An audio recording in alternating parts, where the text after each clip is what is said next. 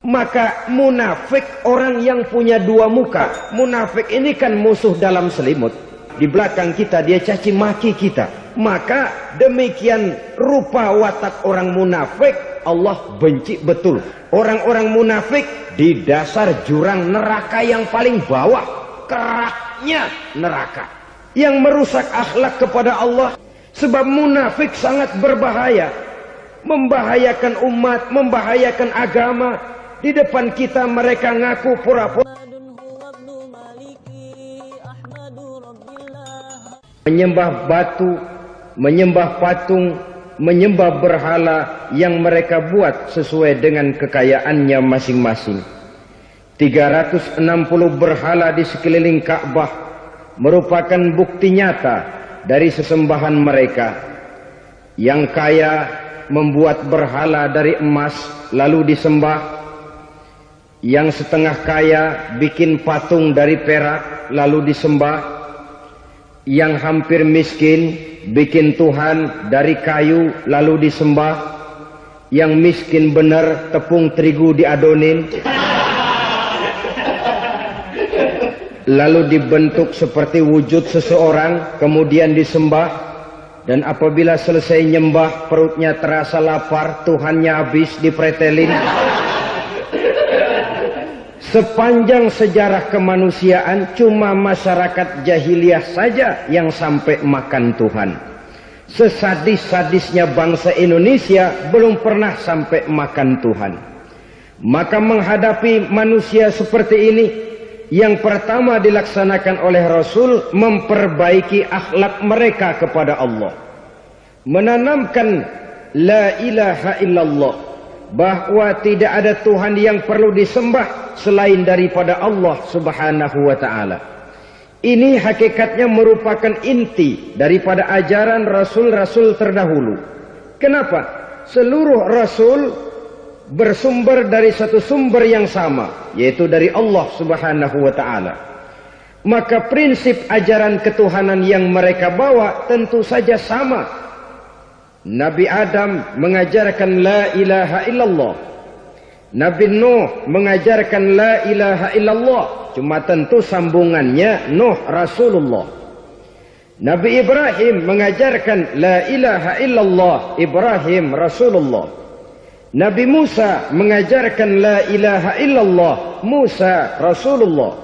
Bahkan Nabi Isa mengajarkan la ilaha illallah, Isa Rasulullah. Dan Nabi Muhammad mengajarkan la ilaha illallah, Muhammadur Rasulullah. Akhlak manusia kepada Allah dengan menanamkan tauhid. Jadi kalau ingin berakhlak yang benar kepada Allah, jaga tauhid, pegang teguh akidah. Saudara-saudara kaum muslimin rahimakumullah, lawan daripada tauhid adalah kufur. Kufur bisa dua, bisa kufur iman, bisa kufur nikmat. Kufur itu sifatnya, kafir itu orangnya. Ada orang kufur iman, dan ini merusak akhlak kepada Allah subhanahu wa ta'ala. Kufur iman itu kadang-kadang bentuknya syirik, orangnya disebut musyrik. Kufur iman itu kadang-kadang bentuknya nifaq, orangnya disebut munafik. Kufur iman itu kadang-kadang bentuknya riddah, orangnya disebut murtad. Ini merupakan jenis daripada kufur-kufur iman dan tergelincirnya manusia daripada akhlak kepada Allah subhanahu wa ta'ala. Benar, di zaman sekarang kita tidak menyembah berhala. Memang di zaman sekarang kita tidak menyembah patung. Iya, kita tidak berkeyakinan Tuhan lebih dari satu. Tapi kadang-kadang akhlak kita kepada Allah sering lentur dan luntur, sering bergoyang dan tergoncang, sering kena erosi dan polusi. Bahwa kita tidak menyembah Latta, Uzza, Manat dan Hubal seperti masyarakat jahiliyah dahulu, memang. Tapi Latta zaman sekarang, Uzza zaman sekarang, Manat dan Hubal di zaman sekarang, berhala-berhala di abad kita sekarang ini kadang-kadang bernama harta, kadang-kadang bernama wanita, kadang-kadang bernama tahta, mungkin juga bernama Toyota. Sesuatu yang lebih kita agungkan daripada Allah, menjelmalah dia menjadi berhala-berhala di zaman kita sekarang ini. Manakala kita di kantor sudah lebih takut kepada kepala bagian kita daripada kepada Allah, maka Tuhan kita barangkali adalah kepala bagian kita. Manakala kita sudah lebih takut kepada manusia daripada kepada Allah, bergeserlah akhlak kita kepada Allah, mengagungkan manusia dan menomorduakan Allah. Maka di zaman sekarang akhlak kita kepada Allah sering kena erosi, sering kena polusi. Mungkin karena sulitnya lapangan kerja, tingginya tensi ekonomi, persaingan hidup yang makin tajam, sulitnya mencari lapangan kerja, orang kadang-kadang nekat, sedikit pertimbangan, picik pandangan, mudah melakukan potong kompas, sehingga terjadilah perbuatan-perbuatan yang memelencengkan akhlak kita kepada Allah Subhanahu wa ta'ala. Kadang-kadang terjebak mempercayai selain daripada Allah, kadang-kadang terjebak di dalam mengagungkan yang selain daripada Allah lebih dari yang seharusnya. Terkenalah akhlak kita kepada Allah jaringan-jaringan erosi dan polusi. Kufur sebagai lawanan daripada tauhid merupakan sifat daripada orang yang tidak berakhlak kepada Allah. Bentuknya pertama bisa syirik. Syirik itu artinya meyakini ada Tuhan lain selain daripada Allah. Itu yang namanya syirik. Jadi percaya Tuhan ada, cuman Tuhannya kelebihan. Itu yang disebut syirik, dan itu merupakan cerminan dari akhlak yang rusak kepada Allah Subhanahu wa ta'ala. Berkeyakinan Tuhan lebih dari satu, berkeyakinan bahwa Tuhan itu beranak atau diperanakkan, atau mengagungkan sesuatu sama dengan Allah, atau menjadikan yang selain Allah sebagai tujuan akhir daripada perjalanan kehidupan ini, maka itu sudah terjebak kita dalam musyrik. Dan syirik satu dosa yang tidak berampun. Bahasa kasarnya, yang namanya syirik itu jenis bapak moyangnya dosa. Saudara-saudara, sebab itu saya pesan, kalau memang terpaksa, biasanya yang tinggal di kota-kota besar itu kalau tidak kepengen dosa kan susah. Kalau terpaksa harus bikin dosa, cari yang kecil-kecil saja, yang kira-kira taubatnya gampang. Umpamanya pulang sholat Jumat nukar sendal, umpama, yaitu jelas dosa. Tapi dosa yang taubatnya agak mudah. Jangan sampai terjebak ke dalam syirik, menyekutukan Allah. Kalau sudah menyekutukan Allah, Allah dimadu, murka benar Allah kepada kita. Innallaha la yaghfiru ayyushraka bih wa yaghfiru ma duna dzalika liman yasha. Allah tidak akan memberi ampun kepada orang yang menyekutukannya dengan sesuatu, tapi Allah mau mengampunkan dosa yang selain itu bagi orang yang dikehendakinya. Jadi orang-orang yang sudah terjebak syirik, menyekutukan Allah, meyakini ada Tuhan lain selain daripada Allah, meyakini Tuhan beranak atau diperanakkan, bagaimanapun baiknya mereka di dunia, bagaimanapun sosial jiwanya, bagaimanapun pemurah tangannya memberikan santunan dan pertolongan kepada orang lain, kalau sudah syirik, seluruh nilai kebaikannya akan tidak ada gunanya lagi. Karena tidak ada tempat nilai kebaikan itu bergantung. Sedangkan kita berbuat baik agar diterima oleh Allah. Kalau Allahnya marah kepada kita, siapa yang akan menerima nilai kebaikan itu sendiri? Ini bentuk yang pertama. Yang nyata-nyata menyembah berhala, syirik. yang nyata-nyata beriktikad Tuhan lebih dari satu, syirik. Atau yang tersamar. Yang tersamar itu yang sering jadi penyakit kita.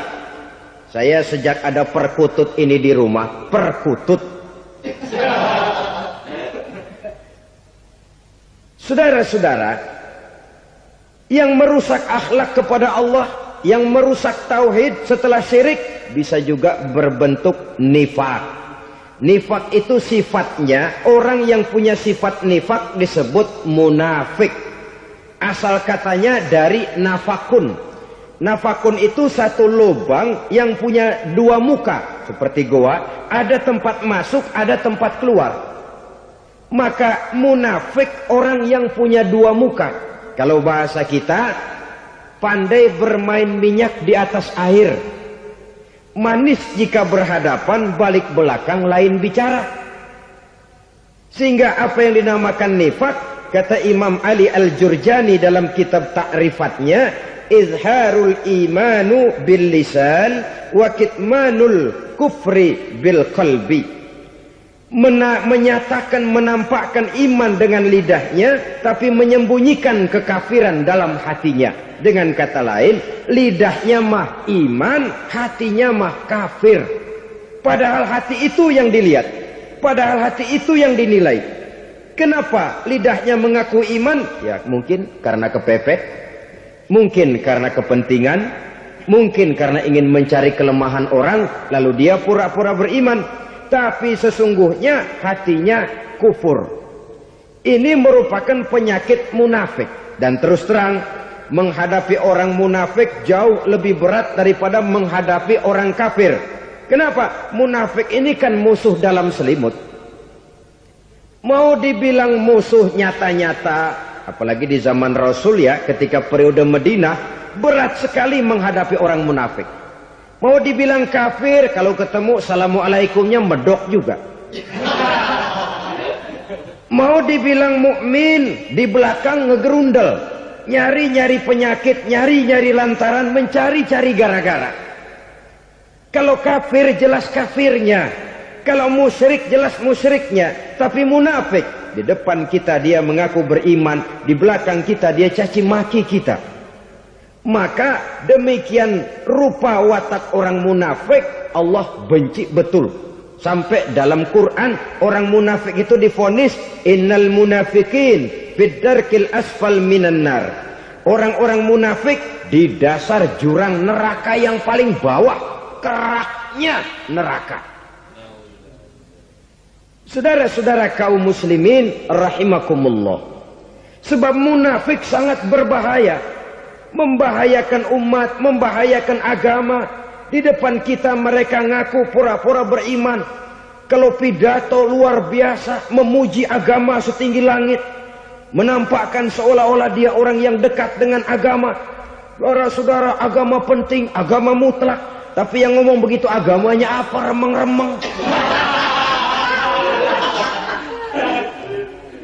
Cuma sekedar lipstick, cuma sekedar dekorasi, cuma sekedar kamuflase buat ngibuli orang lain.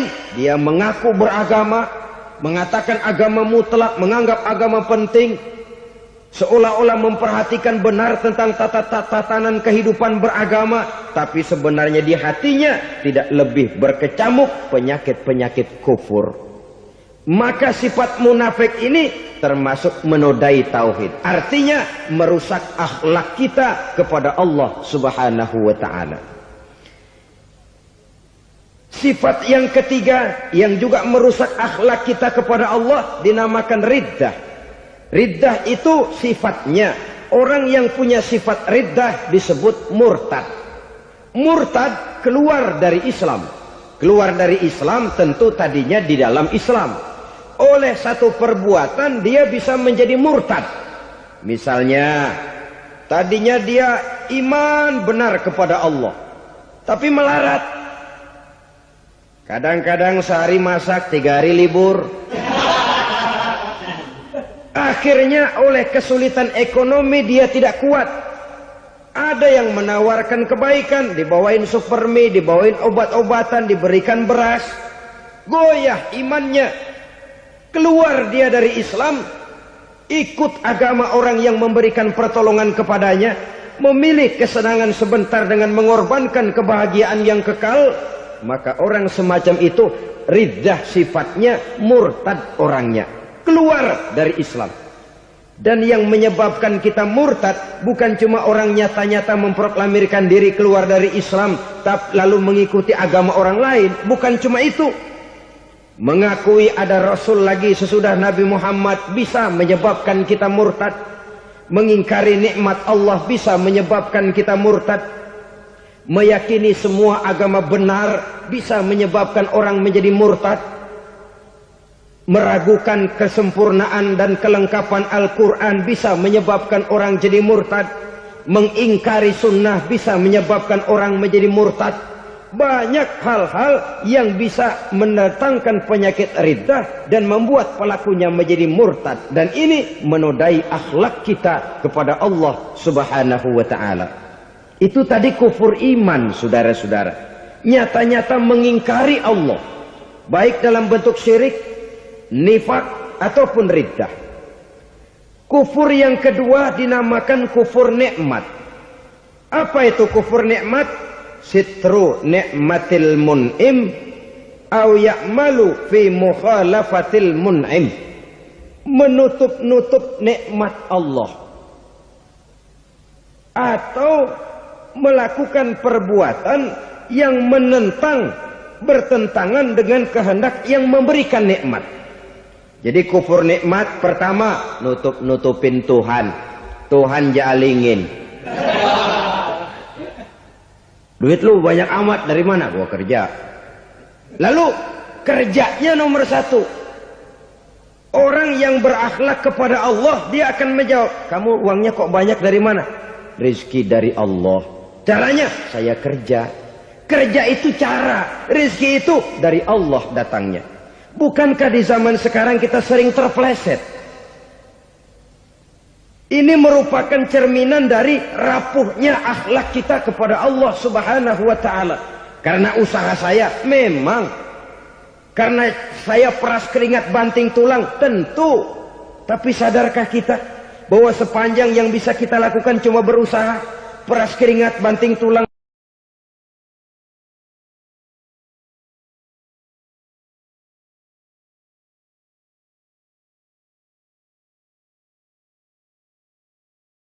soal rizki, soal jodoh, soal maut, kitakah yang mengatur? Kitakah yang menentukan? Subhanallah. Manusia sungguh tidak berdaya menghadapi tiga hal paling pokok ini. Rezeki, kita cuma bekerja. Kitakah yang menentukan? Tidak. Kita berusaha saja, rezeki belum pasti dapat. Apalagi kalau kita tidak berusaha. Jangan terjebak dalam fatalisme. Belum perang udah nyerah. Emang dasar rezeki datangnya dari Tuhan, gak usah kerja, dan ntar juga kalau dia datang. Dari mana datangnya? Kerja saja belum tentu dapat rezeki, apalagi kalau tidak kerja. Yang jelas usaha perlu kepastian, itu urusan Allah. Ini akhlak kepada Allah Subhanahu wa ta'ala. Jodoh juga begitu. Kita berusaha, kita berupaya, Allah menghendaki lain jadinya. Maut juga begitu. Siapa sih yang pengen ngadepi maut? Siapa sih yang pengen mati? Siapa sih yang pengen ketemu malaikat Israel? Tidak seorang pun kalau ditanya, kecuali mereka yang putus asa ya. Kalau otaknya masih normal, mau mati mesti belakangan dulu udah dikit. Tapi yang satu itu, saudara, kalau dia sudah datang, tenaga mana yang bisa menolak? Kalau dia sudah berkunjung, kekuatan mana yang bisa menghindar? Kalau dia sudah ingin bertemu, kemana kita bisa melarikan diri? Manusia sepanjang yang dia lakukan hanya berusaha, tapi kepastian, ketentuan dari Allah Subhanahu wa ta'ala. Orang yang kufur nikmat, nutupin Allah. Dia merasa rezekinya adalah mutlak peras keringatnya. Seolah-olah Allah nggak punya peranan apa-apa di situ. Oh, ini kan saya bisa rumah begini karena saya kerja keras. Oh, ini mobil saya begini, saya kerja keras. Beras keringat banting tulang, keras.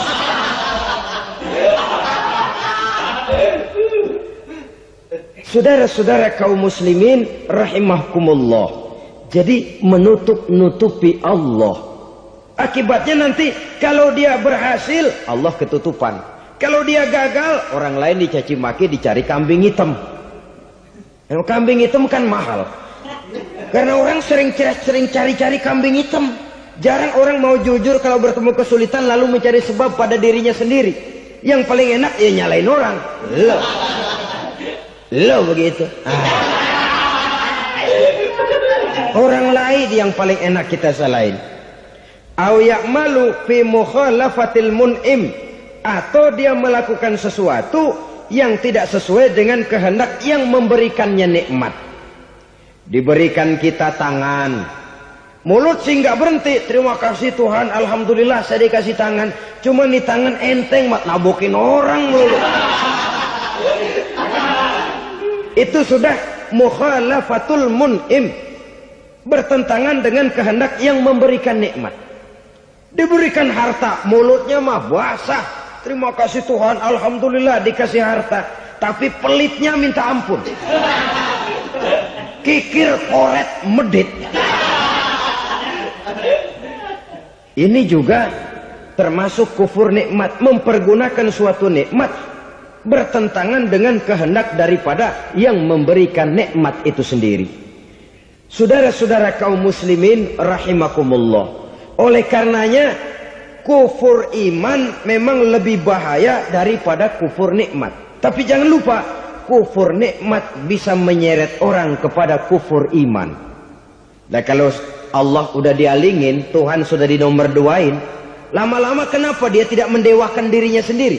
Mendewakan pangkatnya, mendewa-dewakan otaknya, mendewa-dewakan kemampuannya. Pada awalnya dia memang cuma kufur nikmat, tapi lambat laun kalau ini tidak diobati secara pasti orang akan mengarah kepada kufur iman. Bisa berbentuk syirik, bisa berbentuk nifak, bisa berbentuk riddah. Saudara-saudara, oleh karena itu menjaga akhlak kepada Allah mutlak penting. Sebab apa? Kita tidak berakhlak kepada manusia saja, kita dikucilkan dari pergaulan. Kalau kita tidak berakhlak kepada Allah, dikucilkan oleh Allah. Hadis qudsi menyatakan, man lam yashkur ala na'ma'i wa lam yasbir ala bala'i falyakhruj min tahtis sama'i falyatlub rabban siwaya. Kata Allah, siapa orang yang tidak mau bersyukur terhadap nikmat yang aku berikan kepadanya dan tidak mau sabar terhadap ujian yang aku berikan kepadanya, falyakhruj min tahtis sama'i, persilahkan saja keluar dari kolong langitku, waliyatlub rabban siwaya, tolong cari Tuhan lain selain daripada aku. Murka Allah, diusir, cuman gak kedengeran aja. Siapa yang tidak mau syukur terhadap nikmatku, siapa yang tidak mau sabar terhadap ujian yang aku berikan kepadanya, persilahkan keluar dari kolong langitku ini, cari Tuhan lain selain aku. Nah, langit Tuhan yang punya, Tuhan kita lawan, diusir dari kolong langit, mau pindah ke kolong mana?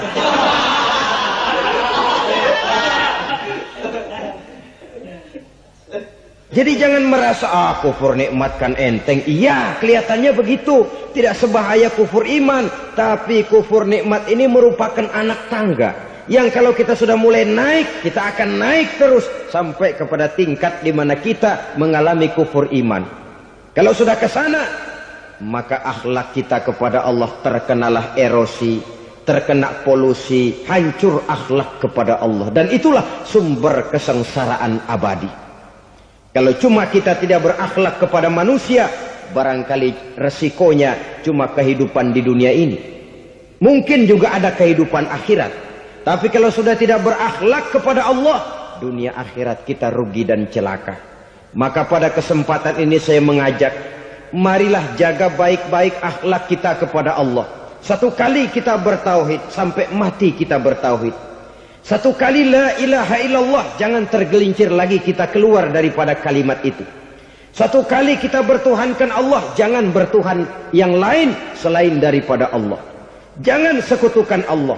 Jangan samakan Allah dengan sesuatu. Jangan mengangkat yang lain sama agungnya dengan Allah. Sebab dengan demikian kita seolah-olah sudah mengotori akhlak kita kepada Allah Subhanahu wa ta'ala. Saudara hadirin yang saya hormati, jadi oleh karenanya akhlak kita kepada Allah merupakan basis daripada kehidupan beragama. Kalau itu sudah mulai rapuh, mulai terkena erosi dan polusi, mulai rusak, dikhawatirkan nanti nilai ibadah kita kepada Allah juga akan turut ambruk karenanya.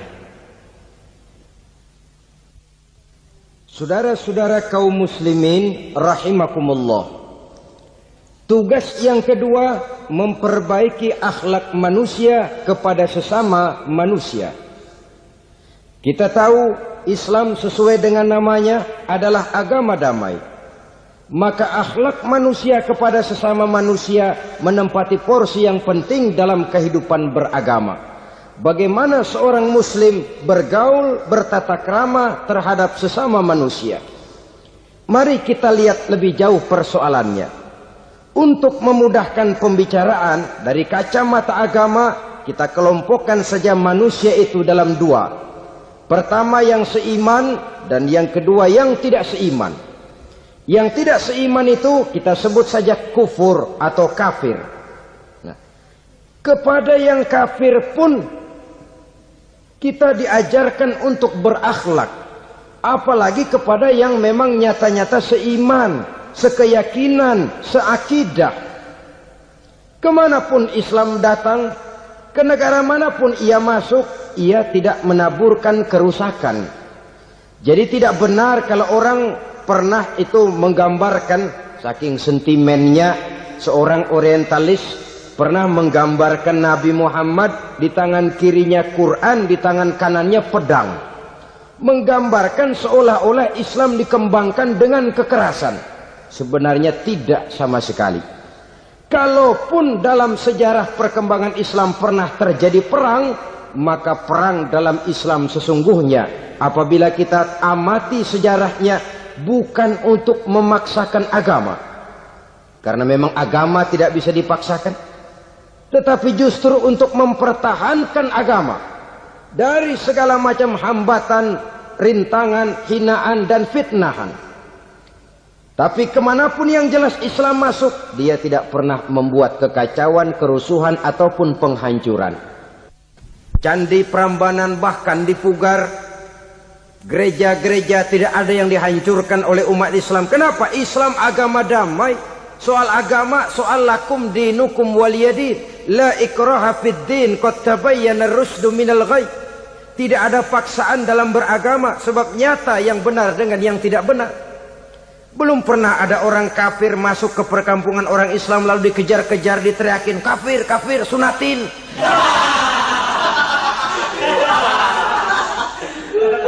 Belum pernah. Kenapa? Islam menghormati orang lain agama. Nah, yang kafir ini macam-macam saudara. Ada kafir harbi. Nah, ini kafir kerok. Ini kafir yang nyata-nyata memproklamirkan permusuhan kepada umat Islam. Nyata-nyata mengganggu ketenangan umat Islam. Kafir yang seperti ini yang boleh diperangi. Misalnya kita mau sembahyang Jumat dijagain, nggak boleh sembahyang Jumat, getok palanya. Kafir harbi artinya tantangan perang datang dari mereka, bukan kita yang mulai, mereka yang buka front. Prinsipnya umat Islam tidak boleh mencari-cari musuh, tapi pun tidak boleh lari kalau ketemu musuh. Musuh jangan dicari, ketemu jangan lari. Karena itu kesan seolah-olah umat Islam ini teroris, umat Islam ini destroyer, umat Islam ini sering menimbulkan keonaran, kerusakan. Sungguh satu fitnahan yang sangat keji. Umat Islam adalah umat yang cinta damai. Islam di masa perkembangannya masuki Eropa melalui Selat Gibraltar, Jabal Tariq, memasuki Spanyol. Islam tidak pernah meruntuhkan gereja. Islam tidak pernah membunuh orang-orang Nasrani. Bahkan Islam mewariskan peradaban dan kebudayaan yang begitu tinggi nilainya di bidang ilmu pengetahuan. Sampai ketika itu Barat banyak mengkaji ilmu pengetahuan dari dunia Islam. Buku-buku berbahasa Arab diterjemahkan ke bahasa Yunani, dipelajari oleh para cendekiawan di negeri Barat sana. Mereka mengambil manfaat yang banyak dari masuknya Islam ke Eropa. Sementara gereja tetap berdiri dengan megahnya. Kuil-kuil tempat peribadatan tidak satupun yang diusik-usik. Kenapa? Islam agama yang cinta damai. Asal dia tidak diganggu, asal kehormatannya tidak dihinakan. Jadi kafir harbi, kafir yang nyata-nyata nantang perang, ngajak berkelahi. Itu kafir yang nyari penyakit.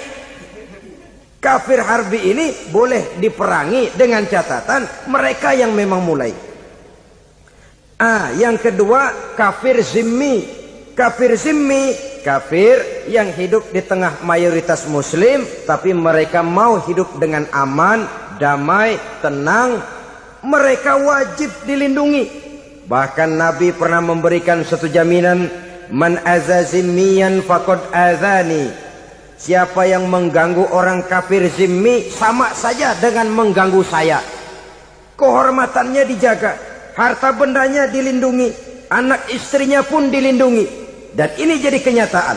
Saudara bisa lihat di negara-negara yang mayoritas penduduknya beragama Islam, orang-orang kafir di luar Islam hidup dengan tenang, aman, damai. Di Saudi Arabia, di luar tanah haram, di luar Mekah dan Madinah, banyak orang-orang kafir mencari nafkah. Mereka tenang, aman, dilindungi undang-undang. Begitu di Mesir, begitu di negara Indonesia yang berdasarkan Pancasila ini.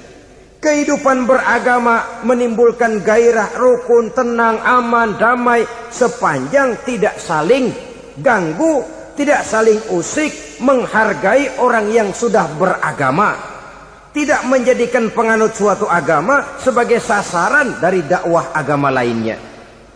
Saudara-saudara kaum muslimin rahimakumullah. Jadi memang oleh Al-Quran kita dianjurkan asyidda 'alal kuffar ruhama bainahum. Tegas kepada orang kafir, kasih sayang kepada sesama muslim. Tapi tegas bukanlah berarti marah-marahan, bukan berarti musuh-musuhan, bukan ngajaki perang. Tegas dalam arti punya garis tentang kehidupan beragama, lakum dinukum waliyadin. Soal kehidupan sosial, mari kerjasama. Bangun jalan, ayo rame-rame. Siskamling, mari bebarengan. Bikin puskesmas, mari sama-sama. Tapi kalau sudah soal agama, itu tidak perlu ada toleransi agama. Yang perlu toleransi antar umat beragama. Kalau umatnya mau kerjasama silakan, tapi tidak menyangkut soal ibadah. Jangan kerjasama di bidang ibadah. Itu kerjasama yang salah pasang, saudara-saudara. Sehingga dengan demikian toleransi adalah menyangkut kehidupan antar umat beragama. Sedangkan agama sendiri punya coupling yang nyata. Sehingga dengan demikian tegas kepada orang kafir dalam arti kita punya satu kepribadian. Tidak ngambang. Enggak, lalu kalau ditanya orang, sebenarnya agama lu apa sih? Gua mah gimana musimnya aja. Agama pakai musim kayak rambutan. Akhirnya ya begitu, musim-musiman. Ke masjid kelihatan, ke gereja hayo, ke candi nongol, ke apa? Bingung malaikat bagaimana nyatetnya nih bocah ini. Di mana aja ada.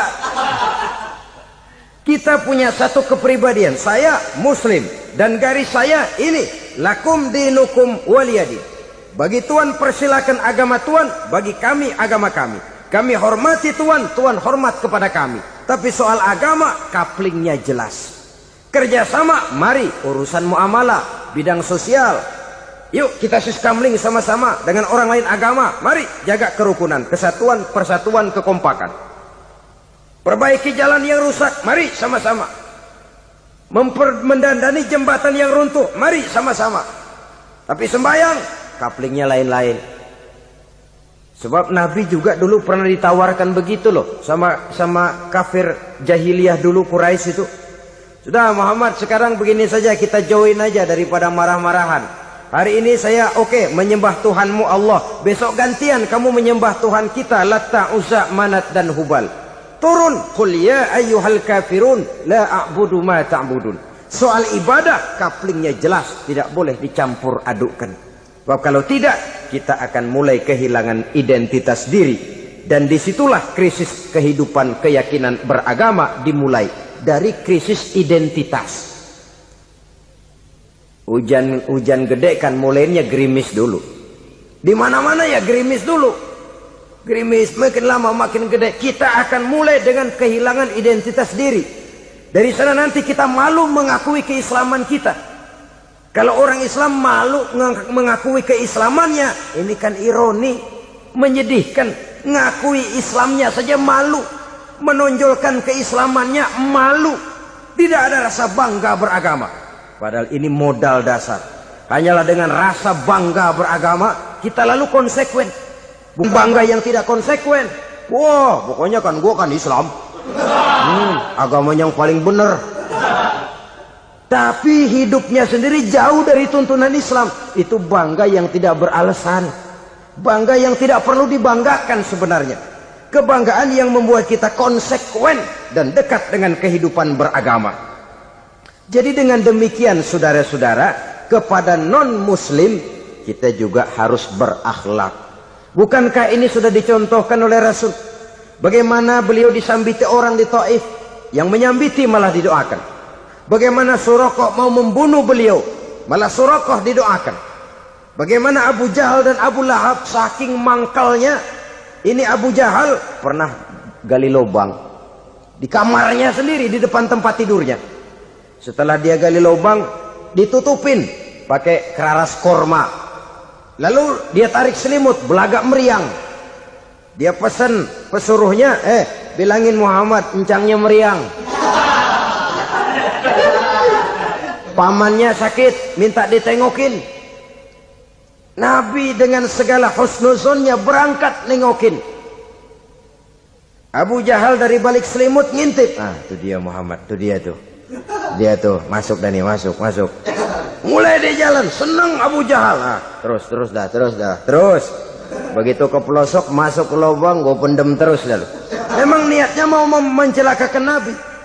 Sudah tinggal beberapa langkah lagi Nabi akan berjalan ke arah lubang itu, malaikat Jibril ngasih tahu, Muhammad, Abu Jahal pamanmu cuma pura-pura sakit. Di depan tempat tidur itu ada lubang sudah dia gali untuk menjerumuskan kamu. Sudah balik pulang. Balik badan Nabi. Sudah hampir mau melangkah, kakinya malah muter pulang. Abu Jahal yang lihat Nabi sudah hampir jatuh nggak jadi, balik pulang, lupa kalau lagi sakit. Udah Muhammad buruan sini. Ke pintu dia kejar, dia lupa sama lubang yang dia gali. Begitu dia kejar, dia yang ke pelosok masuk ke dalamnya. Sejak saat itu ada pepatah, man hafara hufratan waqa'a fiha. Siapa yang suka nggali lubang, dia sendiri bakal terpelosok ke dalamnya. Jatuh dia ke lubang yang dia gali. Padahal ya paling banter 2 atau 3 meter paling dalam. Dari dalam lubang itu dia teriak-teriak, Muhammad, tolongin, pamanmu kecebur. Kasih tahu Muhammad, kasih tahu. Datang lagi lah pesuruhnya, Muhammad, pamanmu Abu Jahal kecebur, minta tolong diangkatin. Sudah diulur tambang, habis sambung lagi, nggak bisa sampai. Masa iya, cuma kamu yang bisa nolong. Apa yang dilakukan Nabi? Balik mau nolongin. Akhlak. Kita kalau ada orang gali lubang buat nyeburin kita, dia sendiri yang kecebur. Gorok gua kagak lemin loh. Mati sekalian dah. Nabi mah enggak, balik nolongin tuh Abu Jahal. Kenapa paman kecebur? Iya Muhammad, tolong, tambang udah diulur-ulur, sambung-sambung nggak sampai. Aduh kasihan paman, nih pegang tangan saya. Nabi cuma ulurin tangan, nyampe dipegang oleh Abu Jahal. Diangkat ke atas, nyampe atas. Apa kata Abu Jahal? Tambang bergulung-gulung nggak nyampe, kamu cuma pakai tangan doang kok bisa Muhammad, hebat banget sihirmu. Mukjizat dia bilang sihir, udah ditolongin nyelak lagi, kan yang enak kita injak palanya.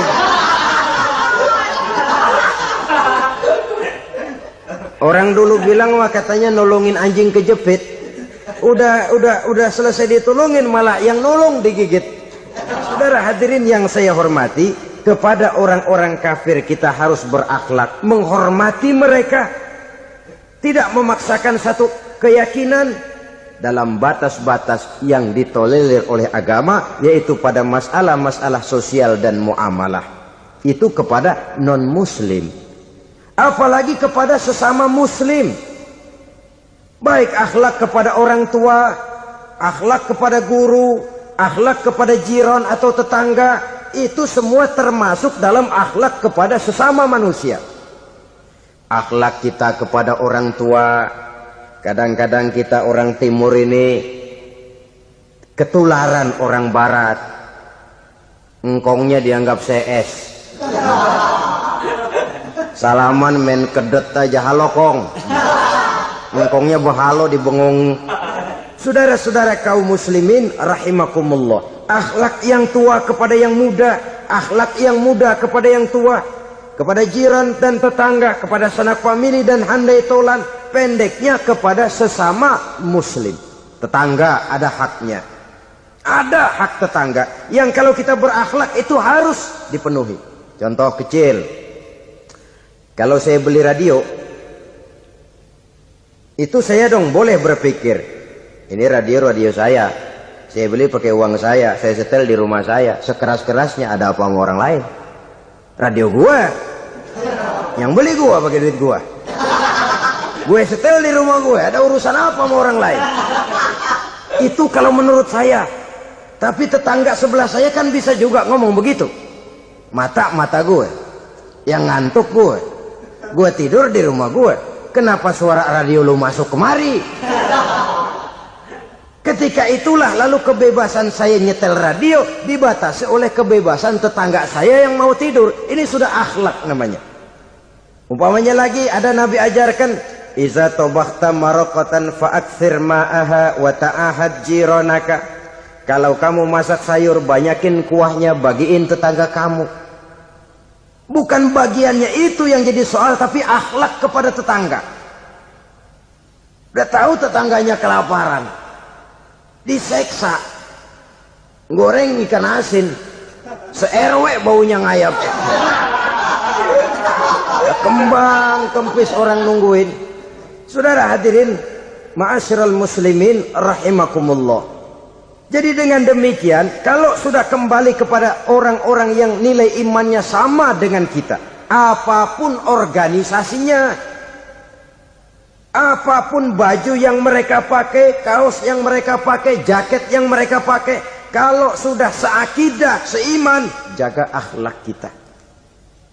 Pendapat boleh berbeda, kaos boleh tidak sama, jaket boleh beraneka warna, bendera boleh beragam-ragam, tapi ukhuwah Islamiyah ini utamakan. Adalah lebih baik mencari persamaan dalam kehidupan dan bukan memperbesar perbedaan. Hanyalah dengan mengembangkan nilai-nilai akhlak semacam ini, toleransi tidak hanya diperlukan kepada yang non-muslim, kepada sesama muslim pun toleransi. Artinya apa? Jangan memponis amalan orang lain. Yang usolli, yang tidak usolli, berjalanlah menurut keyakinannya masing-masing. Jangan lalu memponis, itu namanya nggak toleransi. Kamu nggak pakai usolli ya? Enggak. Brengsek. Kamu pakai usolli ya? Iya. Bid'ah. Lah dua-duanya kagak yang bener.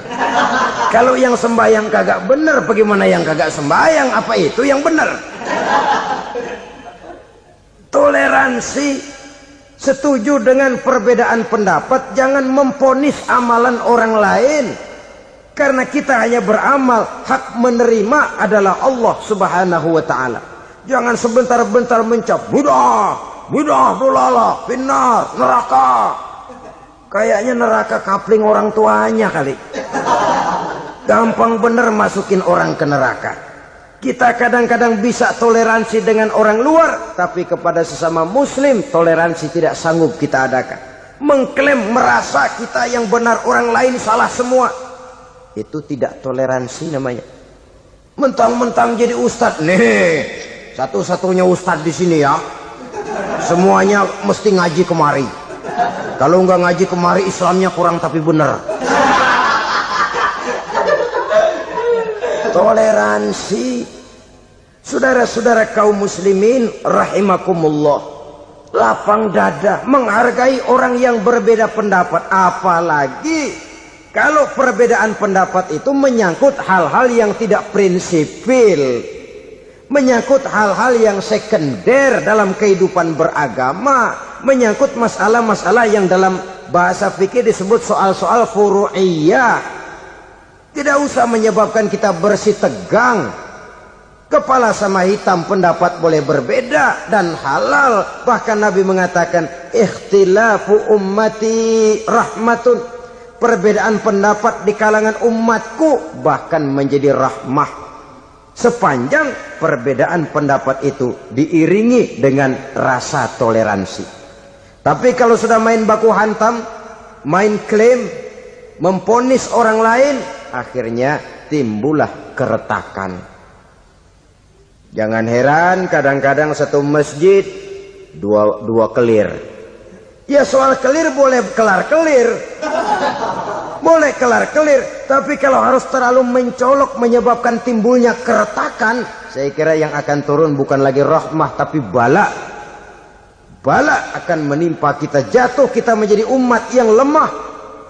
Oleh karena di antara kita sendiri, sesama kita tidak pandai bertoleransi, tidak lapang dada. Ada anak muda kelihatannya mau majuan dikit, yang tua curiga. Nih kalau dia maju pasaran gua bangkrut dong nih. Lalu ditekan tuh anak ditekan melejit. Kadang-kadang yang tua maksudnya baik, mau memelihara, yang muda salah terima. Kan tua kejemur. Dari dulu sampai sekarang gitu-gitu doang. Anak kemajuannya. Padahal yang tua barangkali maksudnya juga baik, mau memelihara. Sebenarnya kalau kita bisa mencoba mencari titik temu dengan alur komunikasi, tidak merasa diri yang paling benar, tapi toleransi, boyak menerima pendapat orang lain, setidaknya mau mendengar omongan orang. Yang susah kalau udah kena penyakit, nggak mau ngerti omongan orang, nggak mau nerima pendapat orang. Kodok di kolong tempayan, cukeng kayu asem, asal ijo udah ijo aja ijo dah. Nggak ngerti omongan orang, yang kayak begini yang orang jadi kesandung. Oleh karena itu saudara-saudara, alangkah nikmatnya kehidupan ini apabila kita menyadari kita ini ummatan wahidah, satu umat yang satu, yang diikat dengan akidah. Kalau kepada yang non muslim saja kita diajarkan untuk berakhlak, apatah lagi kepada yang seiman, seakidah, sekeyakinan. Wajarkah perbedaan pendapat yang kecil-kecil lalu menyebabkan kita bertolak belakang, cerai-berai, centang perenang? Bila bertemu di jalan yang satu menyisih ke kiri, yang lain menyingkir ke kanan. Kalaupun juga bercampur di tengah kumpulan orang banyak, persis air dengan minyak. Yang atu melengos, yang atu madep mojok.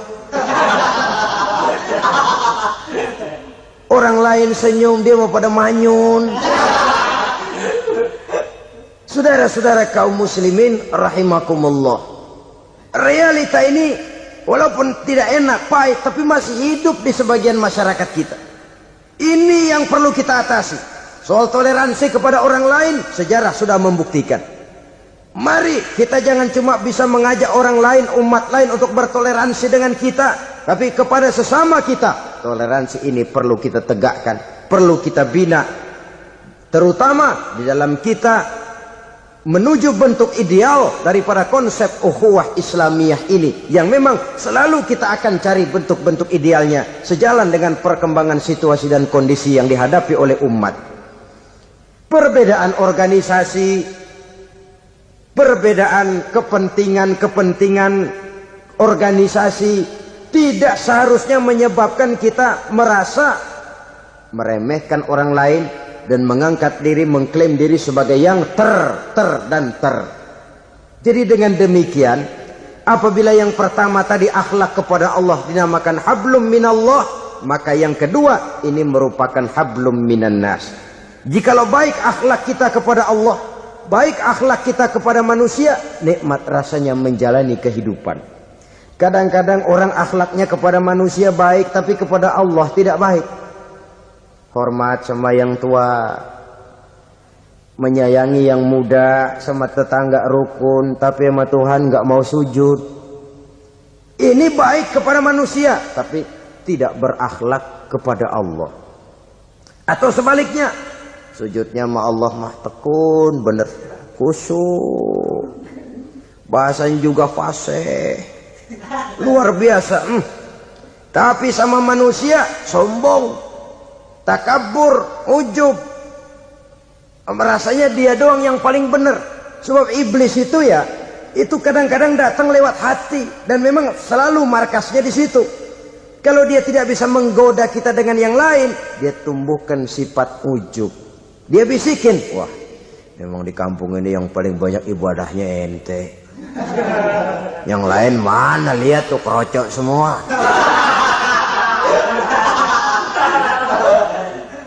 Lalu di hati orang itu tertanam sifat iya ya. Nah, tatkala iya ya, dia sudah terkena serangan iblis. Akhirnya apa? Orang lain diremehin. Asalnya kagak mau sembahyang aja diajak salaman udah najis aja dah. Ketemu juga mukanya ditekuk 4. Akhirnya bukan ngajak malah ngenyek, ngina. Lah orang dihina makin jauh, makin tidak tersentuh. Bukan cara itu yang diajarkan oleh Rasul. Bahwa orang tidak mau sholat, tugas kita mengajak. Soal dia tidak sholat, itu dosa dia kepada Allah. Saudara-saudara kaum muslimin, ujub disuntikkan oleh iblis ke dalam hati kita. Sujudnya kepada Allah benar, tapi akhlaknya kepada sesama manusia merasa paling benar sendirian, merasa orang lain salah semua. Pokoknya kalau di luar lingkungannya udah kagak bener aja udah bahaya. Saudara-saudara, ini juga penyakit yang disuntikkan oleh iblis. Sebab iblis itu tipu dayanya luar biasa, strateginya lihai. Makin tinggi kualitas iman, ya makin berat upaya iblis untuk menjerumuskan kita. Karenanya saya mengajak, marilah kita bertoleransi. Baik kepada non-muslim, lebih-lebih lagi kepada sesama muslim yang kebetulan berbeda baju, berbeda kaos, berbeda organisasi, lain bendera yang dibawanya. Tapi toleransi mari kita canangkan. Kita terikat oleh ukhuwah Islamiyah. 2. Yang ketiga, akhlak manusia kepada makhluk Allah lainnya di luar manusia. Islam adalah rahmatan lil alamin. Kalau kita tidak berakhlak, contoh saja ya, kita ini diberikan satu negara yang subur makmur, untayan jamrud katulistiwa, demikian suburnya gemah ripaloh jenawi toto tentrem kertora harjo.